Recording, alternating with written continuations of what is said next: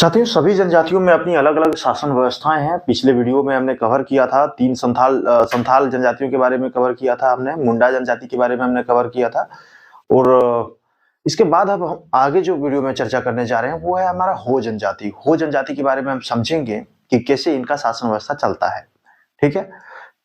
3 जनजातियों के बारे में हम पहले चर्चा कर चुके हैं, प्लेलिस्ट में वीडियो है, जाके आराम से देख सकते हैं। यहाँ पे देखिए क्या कुछ हमें सीखना है, क्या कुछ समझना है। देखिए, हो जनजाति का शासन व्यवस्था जो है, उस शासन व्यवस्था को हम नाम दिए हैं मुंडा-मान की शासन व्यवस्था। मुंडा-मान की शासन व्यवस्था में क्या कुछ टर्म्स कंडीशंस है और कितने लेवल पे शासन व्यवस्था चलता है, इसको हम समझने का प्रयास करते हैं।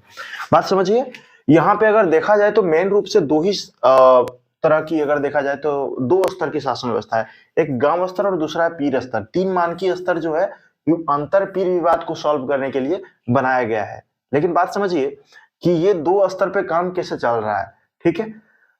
यहाँ पे अगर हम बात करें गाँव स्तर पे, सबसे निचले स्तर से हम बात करेंगे, लेकिन इससे पहले हम थोड़ा ये जान लेते हैं कि इसका इतिहास क्या है। देखिए, ये शासन व्यवस्था जो है बहुत पहले से चली आ रही थी जनजातियों में, लेकिन जब 1831-32 में जो आपका कोल विद्रोह होता है, कोल विद्रोह के बाद विल्किंसन रूल आता है और विल्किंसन रूल द्वारा इस शासन व्यवस्था को मान्यता दे दिया जाता है, ठीक है? तो इसके बाद अब हम शासन व्यवस्था में देखते हैं कि क्या कुछ खास है। गांव स्तर पर हम बात करें तो गांव स्तर पे हेड हो जाता है आपका मुंडा। गांव स्तर पे हेड मुंडा होता है और मुंडा के पास कौन-कौन सी शक्तियां प्राप्त होती है? प्रशासनिक और न्यायिक शक्तियां उनके पास प्राप्त होती है। वो प्रमुख होते हैं उनके। इसके बाद आता है आपका डाकुआ, जो मुंडा का सहायक होता है और संदेशवाहक का भी इसका रोल होता है। संदेशवाहक मतलब मुंडा ने कुछ आदेश दिया, कुछ संदेश दिया, तो उसको गांव वालों तक पहुंचाने का काम कौन करेगा? तो वो डाकुआ करेंगे, क्योंकि ऐसा नहीं है कि मुंडा सबको बताते फिरेगा। मुंडा एक बार आदेश दे देंगे, बाकी डाकुआ उस आदेश को लोगों तक पहुंचा देंगे। बात आता है फिर देवुआ की। देवुआ क्या करते हैं? बनिता बोंगा और मनिता बोंगा को आप समझिए। बनिता मतलब होता है बुरा और मनिता मतलब होता है अच्छा। तो देवुआ क्या है? देवुआ का काम है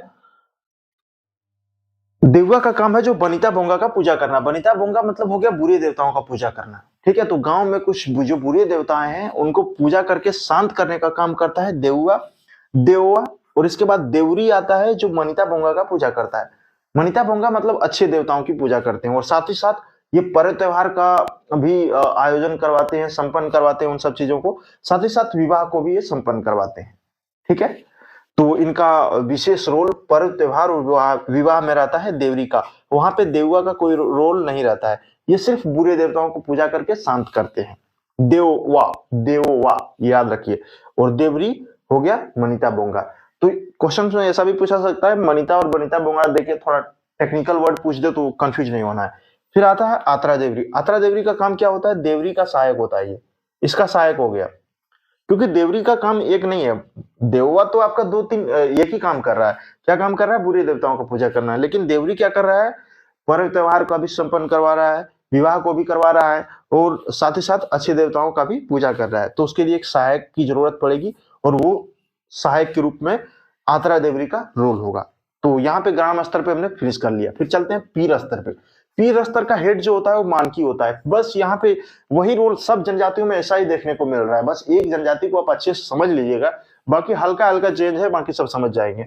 मुंडा का जो रोल आपका गांव में है वही मानकी का रोल पीर में है। और पीर कितने गांवों को मिला के बना है? तो 5 से 22 गांवों को मिला के पीर बना है। और पीर का हेड आपका मानकी हो जाता है। मानकी बोले तो प्रशासनिक और न्यायिक प्रमुख हो जाता है पीर का, और तहसीलदार हो जाता है इसका सहायक, ठीक है? तहसीलदार का क्या क्या काम होता है? मानकी का सहायक के रूप में वो काम करते हैं और साथ ही साथ वो संदेशवाहक के रूप में भी काम करते हैं। तो पीर के जो हेड है मानकी, मानकी ने कोई संदेश और आदेश दिया तो उसको लोगों तक पहुंचाने का काम संदेशवाहक करेगा। एक बात हमें बताएं कि 5 से 22 गांव है, क्या सभी गांवों को संदेश दे पाएगा आपका तहसीलदार? नहीं, संभव नहीं है। कैसे करेगा? तहसीलदार किससे कम्युनिकेट करेगा? तहसीलदार कम्युनिकेट करेगा गांव के संदेशवाहक से। गांव का संदेशवाहक कौन है? डाकुआ। ये सीधा डाकुआ से कांटेक्ट करेंगे। तहसीलदार डाकुआ से कांटेक्ट करेंगे और डाकुआ को बोलेंगे भैया देखो ऐसा आदेश मानकी के द्वारा दिया गया है, आपको लोगों तक पहुंचाना है। फिर सभी गांव के डाकुआ अपने लोगों तक पहुंचा देंगे। तो एडमिनिस्ट्रेशन सिस्टम जैसे चलता है ऐसे ही इसमें चल रहा है। बाद में इसके बाद आपका 3 मानकी। ये कब आता है? ये कब मुद्दा उठता है? आप समझिए बात को। जब पीर स्तर पे कोई मुद्दा सॉल्व नहीं हो पाता है और अंतर पीर विवाद होता है। मतलब जैसे एक व्यक्ति जो है जैसे 5 से 22 गांव में एक पीर आपका बना हुआ है। अब दूसरा कोई पीर है, एक पीर मानते हैं हम ए है, एक पीर आपका बी है। तो जो व्यक्ति पीर ए का है और जो व्यक्ति पीर बी का है, ये तो अलग अलग पीर का हो गया, ये तो एक पीर का नहीं हुआ। तो फिर आपका मानकी का तो वो जुरिस्डिक्शन से बाहर हो जाएगा, न्याय क्षेत्र से। तो क्या करेंगे, फिर वो 3 मानकी का जो है सिस्टम चलाते हैं। और 3 मानकी में क्या होता है, क्योंकि ज्यादा गांव है नहीं, आप समझिए बात को, 5 से 22 गांव ही है। वहां तो आपका पढ़ा पंचायत में आपका 84 गांव तक चल जाता था, लेकिन यहाँ 5 से 22 गांव है, जो लगभग लगभग ऑलमोस्ट उस क्षेत्र के गांव को कवर कर लेता था पढ़ा पंचायत में।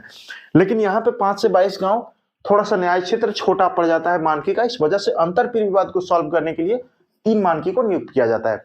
और 3 मानकी मतलब 3 मानकी बैठते हैं, 3 लोग, 3 जो है 3 मानकी, आपका जो 3 पीर का जो हेड होता है वो बैठते हैं और उसके बाद उसको जो है सॉल्व करने का प्रयास करते हैं और करते भी हैं। लेकिन एक चीज ध्यान रखना है, अब 3 मानकी में क्या करेंगे, जैसे एक मान के चलिए जिस क्षेत्र से ए बिलोंग करता है, जिस क्षेत्र से बी बिलोंग करता है, और कोई तीसरा सी मानकी को ले लिया जाएगा और वो लोग मिलके जो है विवाद को सॉल्व कर लेंगे। आप एक चीज मैं आपको और बता दूं कि अगर आप चैनल पे नए हैं तो चैनल को जरा सब्सक्राइब जरूर कर लें, क्योंकि आपको जो है नोटिफिकेशन मिल जाएगा अगले वीडियोज का। और साथ ही साथ आपको जो है पूरा आपका झारखंड फिनिश हो जाएगा। आप इस चैनल पे अगर बने रहेंगे तो झारखंड का पूरा जीएस चैप्टर हम कंप्लीट करने वाले हैं। शासन व्यवस्था एक और बचा हुआ है, उसको कंप्लीट कर लेंगे, क्योंकि इंपॉर्टेंट हमें पढ़ना है। याद रखिए, सेलेक्टिव पढ़ने से ही सेलेक्ट होंगे, ठीक है। ऐसा नहीं है कि पूरी दुनिया भर की चीजें पढ़ के आप सेलेक्ट हो जाएंगे। चैनल पे नए हैं तो सब्सक्राइब जरूर कर लें। बहुत बहुत धन्यवाद, मिलते हैं अगले वीडियो में।